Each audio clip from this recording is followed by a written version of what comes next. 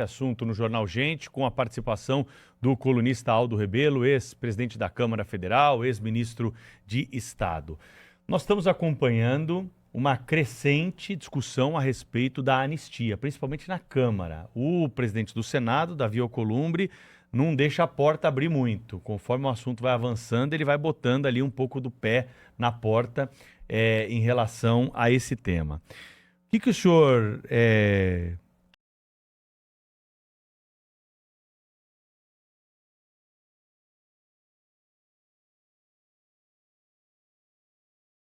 Brasil e progressistas já fechando aí questão com o compromisso com a anistia. E essa anistia, ela vai ser ampla, geral e restrita? Ministro Aldo Rebelo, bom dia. Bom dia, Pedro. Bom dia, Thaís. Bom dia. Cláudio e Sônia estão conosco também? Sim. Bom dia, Cláudio. Estamos. Bom Bom dia Bom pro dia, senhor. Sônia.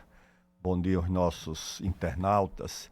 Eu creio que pelo menos já temos o benefício de um tema que naturalmente vai permanecer, que é o da anistia, já está sendo abordado no Supremo e no Congresso. Eu ouvi a semana passada uma fala do ministro Barroso dizendo que, olha, só se fala em anistia quando há crime, não houve julgamento, mas isso é um assunto do Congresso, não sou contra nem a favor. Eu acho que já é um tom mais ou menos moderado para abordar o assunto. Depois o Congresso também já começa a falar sobre o tema.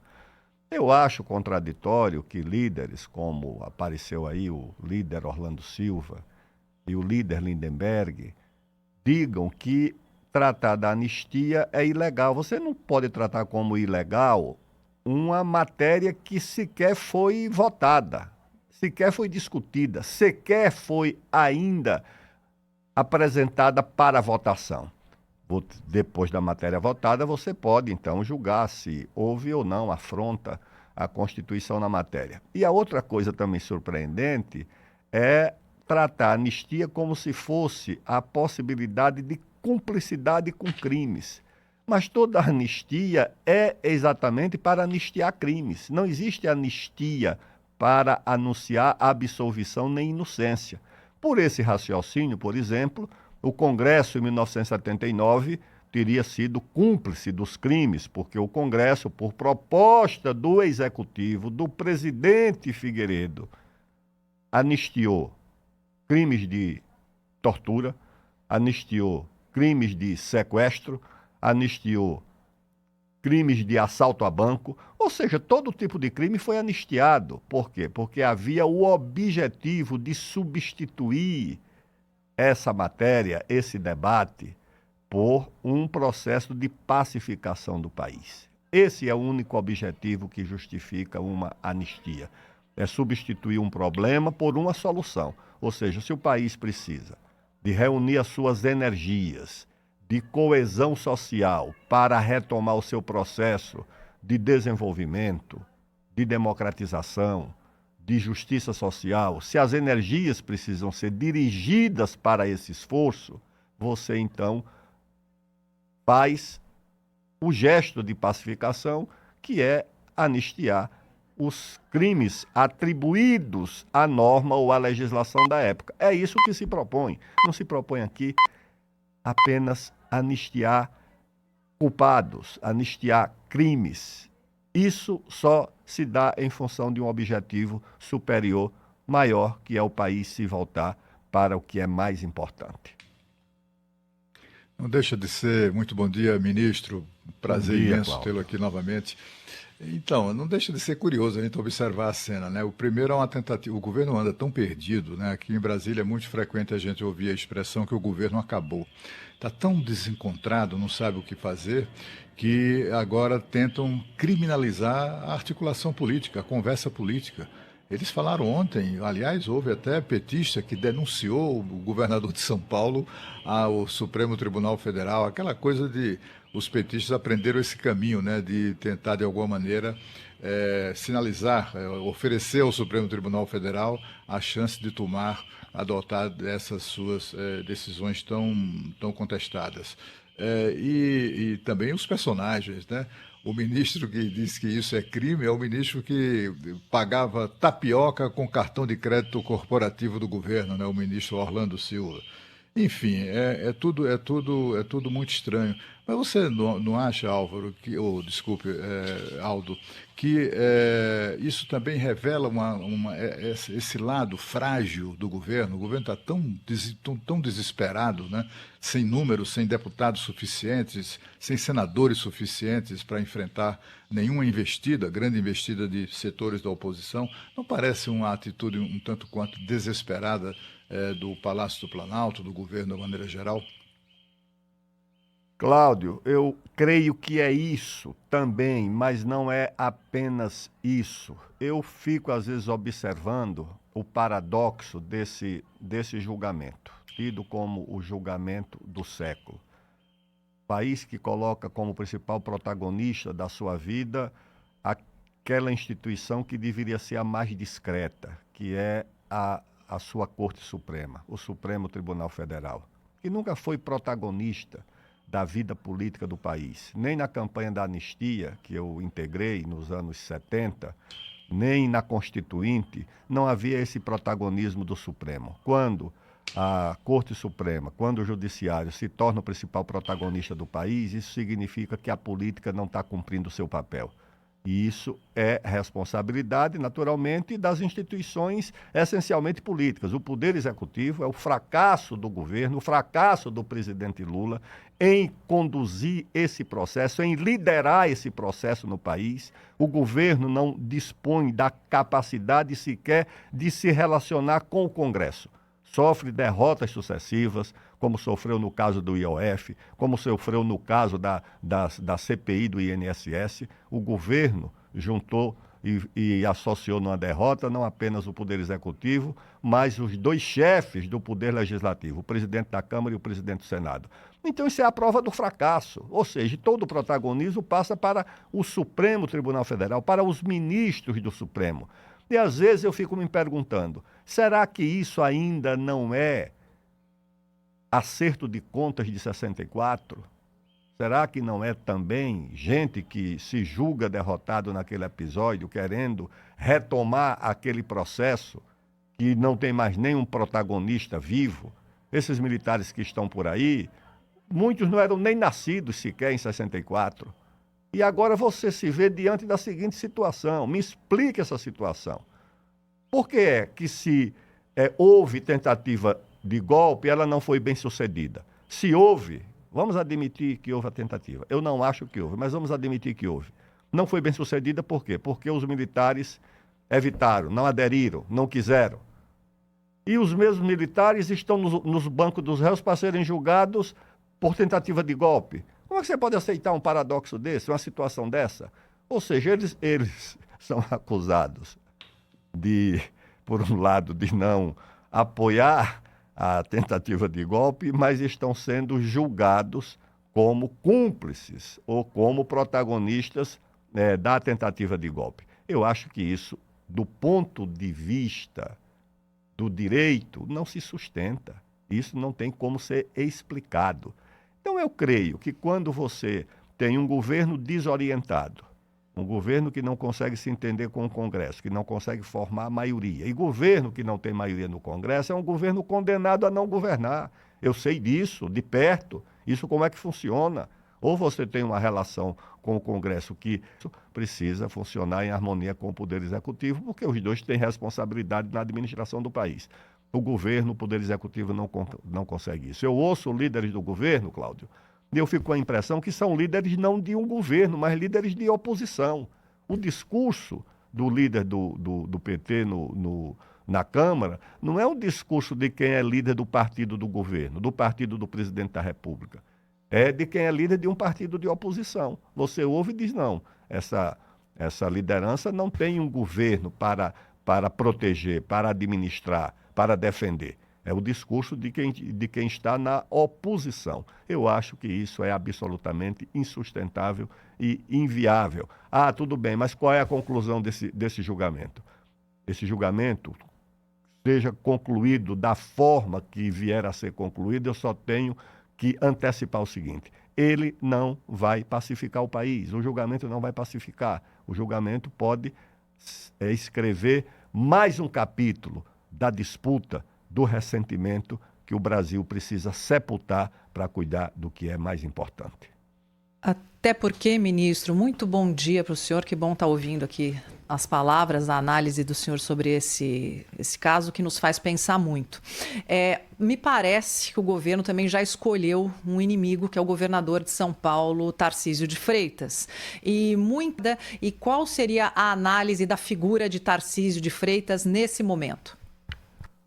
O governador de São Paulo enfrenta a concorrência pelo posto de candidato desse movimento que pode ser chamado de bolsonarismo, ou vamos chamar de oposição ao governo do presidente Lula, de vários governadores. O governador do Rio Grande do Sul, que também se apresenta como solução para essa oposição ao governo, o governador do Paraná, o governador de Goiás, o governador de Minas. Há também na família do próprio presidente Bolsonaro a ideia de que a sucessão pode vir a partir da própria esposa do presidente, que faz abertamente, né, campanha para uma eventualidade da impossibilidade de candidatura do ex-presidente Bolsonaro, ela se apresentar como solução.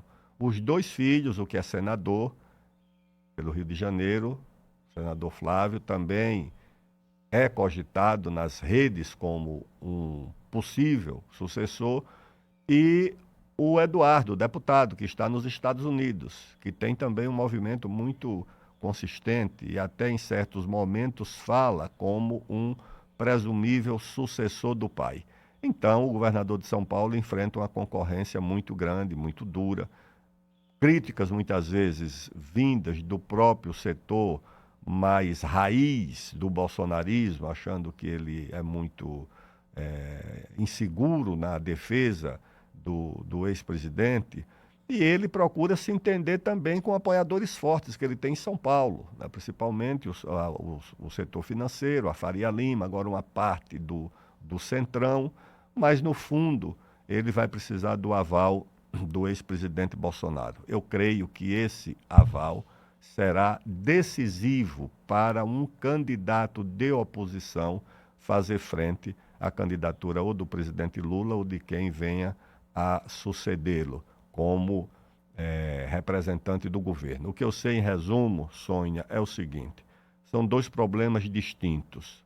O governo tem um problema, porque só tem um nome, que é o do presidente Lula. Não há um outro protagonista que você possa olhar e dizer, não, se o presidente Lula, por alguma razão, por não querer ou por não ter saúde, não se apresentar, há um nome, o ministro da Fazenda, da Educação, um governador, não há esse nome no governo. O problema da oposição é exatamente o inverso, é que são muitos nomes, todos nomes respeitáveis, com experiência, como é o caso do governador do Rio Grande do Sul, o governador do Paraná, o governador de São Paulo, o governador de Goiás, o governador de Minas e os nomes da família, que também tem legitimidade natural, porque os laços de parentesco com o ex-presidente Bolsonaro, que é a principal liderança desse campo, oferece essa legitimidade. Portanto, eu creio que o melhor a dizer sobre essa sucessão, Sônia, é que ela está em aberto, é que há muita incerteza.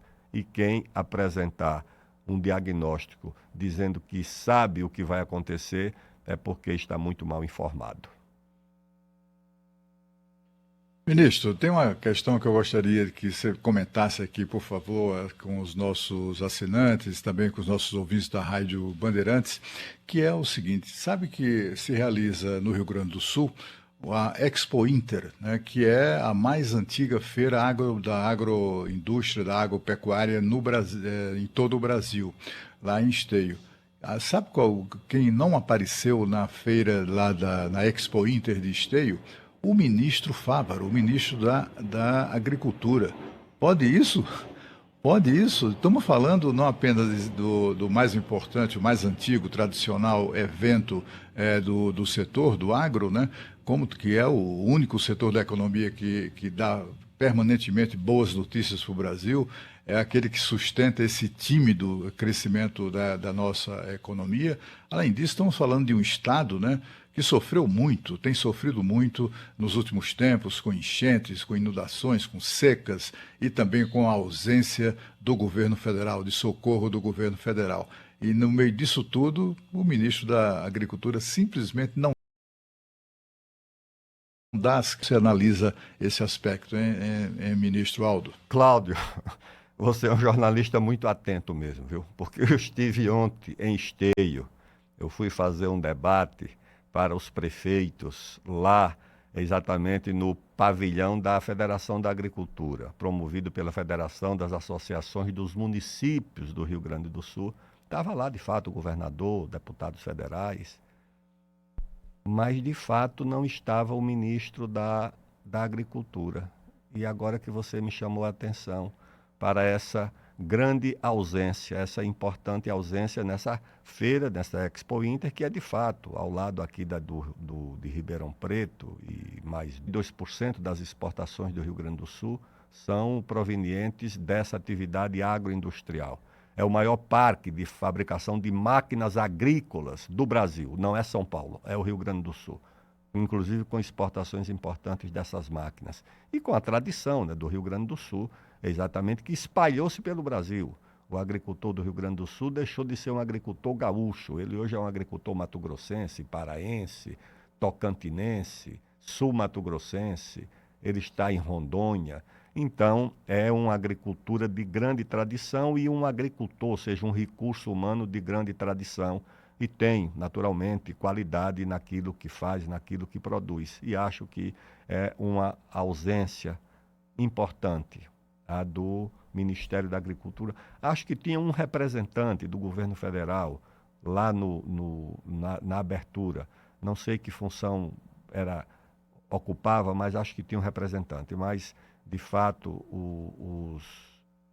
os ministros que podiam lá estar presentes não estiveram, principalmente o da Agricultura. Eu acho que isso também é a demonstração. Se o governo se distancia, inclusive, dessa atividade que dá ao Brasil, Cláudio, no ano passado, a atividade que liderou as exportações do Brasil foi a agricultura, foi a soja. O primeiro produto de exportação do Brasil foi a soja. E se você juntar os outros grãos, o algodão, o milho, a proteína, a carne bovina, a carne suína, o frango, o minério de ferro e o petróleo, ou seja, tudo que o governo federal hostiliza, principalmente o Ministério do Meio Ambiente, o Ministério das Populações Indígenas, tudo aquilo que é hostilizado por esse setor do governo é o que tem mantido o país funcionando. É o que mantém o nível de consumo do país, é o que garante o saldo na balança comercial. E numa hora dessa, numa atividade tão importante, porque não é uma atividade só do Rio Grande do Sul, essa feira é prestigiada pelo Brasil inteiro. Encontrei prefeitos do Maranhão, prefeitos de Rondônia, agricultores de todo o Brasil que vão lá conhecer as novidades dessa feira, porque não é apenas um encontro de agricultores, são os produtores, aqueles que produzem semente, que produzem inovação para a agricultura, estão todos lá nessa feira de Esteio. E essa ausência do governo federal, de fato, você apontou, é um sintoma dos tempos difíceis que nós estamos vivendo. O governo federal não está na Expo Inter, mas a Band está, viu, ministro? Daqui a pouquinho aqui no Jornal Gente, a gente vai ter informação ao vivo dessa que é uma das grandes feiras agropecuárias do país. Ministro Aldo Rebelo, obrigada, hein? Mais uma vez, pela sua presença aqui no estúdio do Jornal Gente. Até a próxima. Um abraço, até a próxima. Obrigada. Na sequência